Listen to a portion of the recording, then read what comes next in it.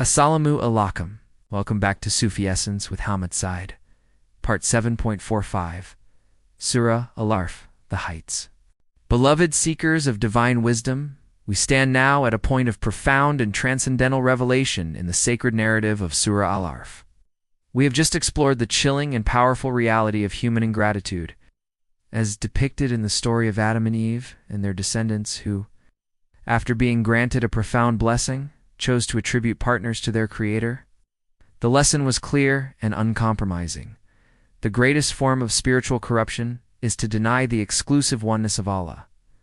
Now, the Quran moves from this singular and powerful narrative to a broader and more universal spiritual truth, a profound and humbling depiction of the futility of polytheism. It is a beautiful and magnificent tapestry that weaves together the threads of divine logic, human accountability, and the profound reality that all power belongs to Allah alone. This sacred discourse speaks to the core of the spiritual life.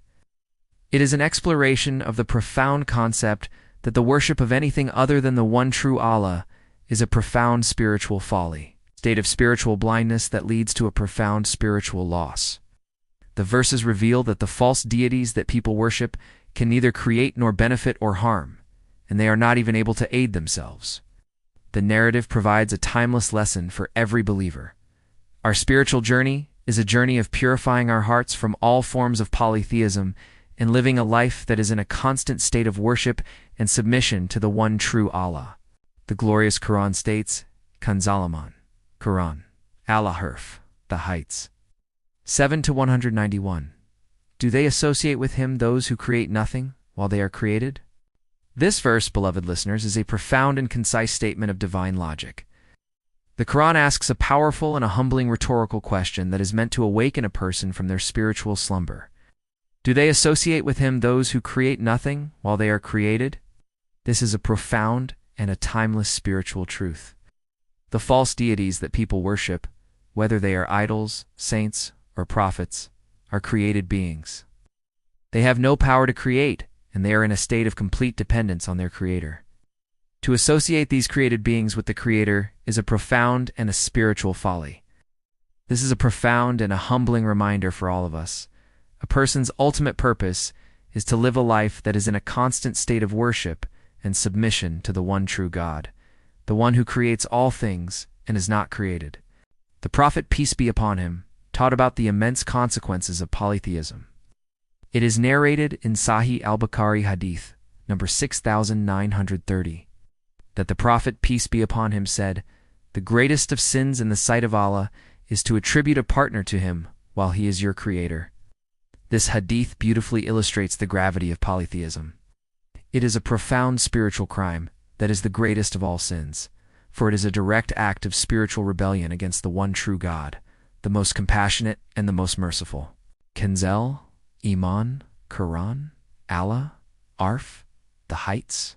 7-192. And they are not able to give them any aid, nor can they aid themselves. This verse, beloved seekers, provides a profound and a humbling depiction of the futility of polytheism. Quran states, and they are not able to give them any aid. Wala yastashna lahum nasran. A powerful and a sobering spiritual truth. The false gods that people worship are not able to give them any aid, for they are created beings with no power to benefit or harm. The verse then adds a crucial and a profound detail. Nor can they aid themselves, wala anfusahum yansaran. The false gods that people worship are not even able to aid themselves. They are in a state of complete dependence on their Creator, and they have no power to do anything without His permission. This is a profound and a humbling reminder for all of us. All power belongs to God alone, and our ultimate salvation is in living a life that is in a constant state of worship and submission to Him alone. Kanzul Iman, Quran, Al-A'raf, The Heights. 7-193. And if you invite them to guidance, they will not follow you. It is all the same for you whether you invite them or you are silent.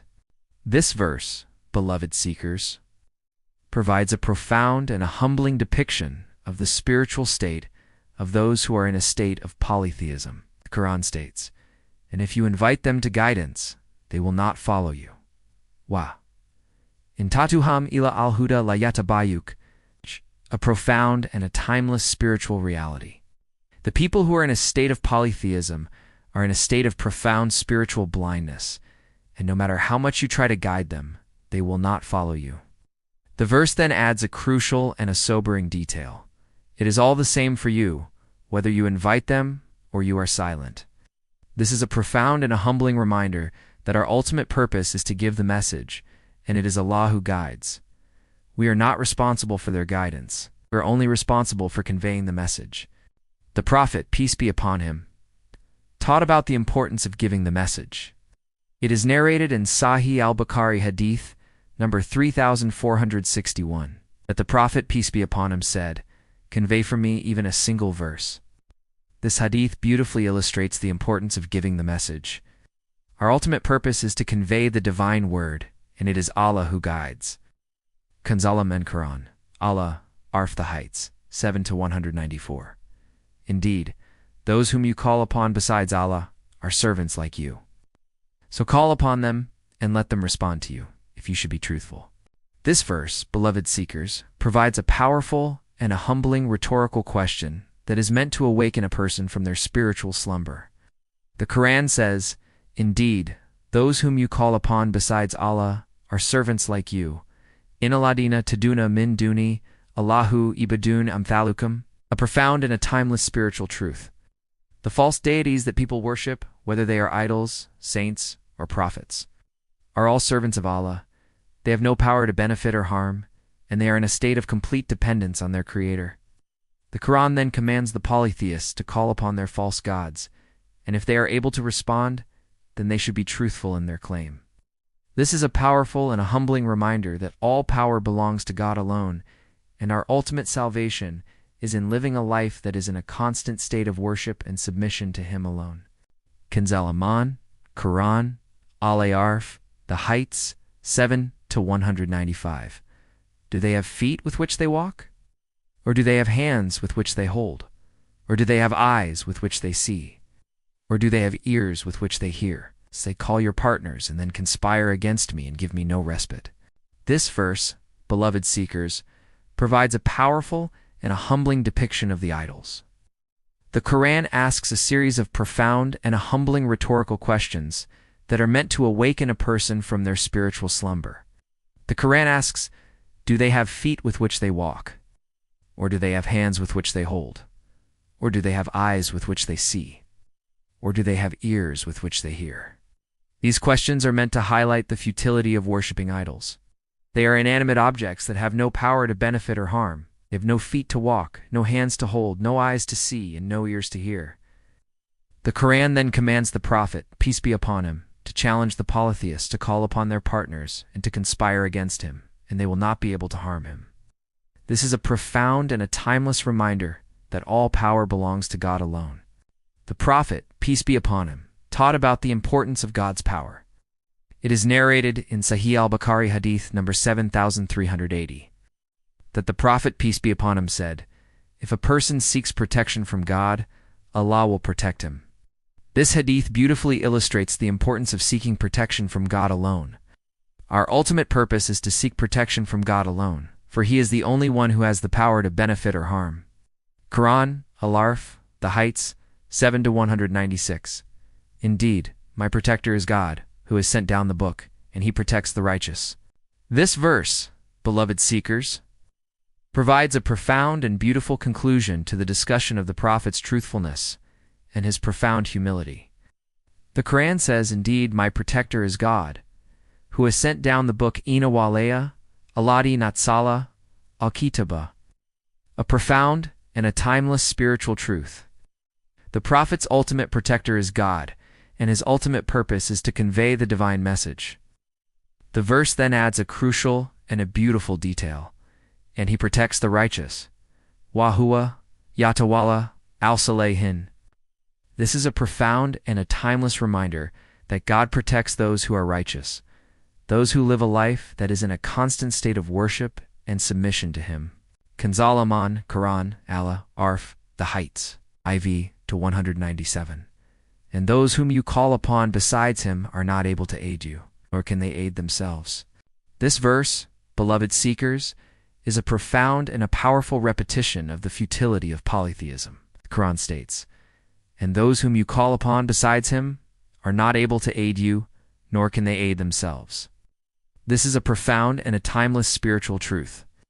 The false gods that people worship are not able to give them any aid, and they are not able to aid themselves. This is a profound and a humbling reminder for all of us. All power belongs to Allah alone, and our ultimate salvation is in living a life that is in a constant state of worship and submission to Him alone. Kanzul Iman, Quran, Al-A'raf, the heights. 7-198. And if you invite them to guidance, you see them looking at you, but they do not see. This verse, beloved seekers, provides a profound and a humbling depiction of the spiritual state of the polytheists. The Quran states, "And if you invite them to guidance, you see them looking at you. But they do not see wa and tadham ila al-huda terahum yanzuruna ilaka wahum la yubsurun." This is a profound and a timeless spiritual reality. The people in a state of polytheism are in a state of profound spiritual blindness. They have eyes, but they do not see the truth. They are in a state of profound spiritual negligence, a state where they are unable to see the divine signs in creation and the profound truth of Allah's oneness. The Prophet, peace be upon him, taught about the importance of a pure heart. It is narrated in Sahih Muslim Hadith number 2564 that the Prophet, peace be upon him, said, "Indeed, God does not look at your appearances or your wealth, but He looks at your hearts and your deeds."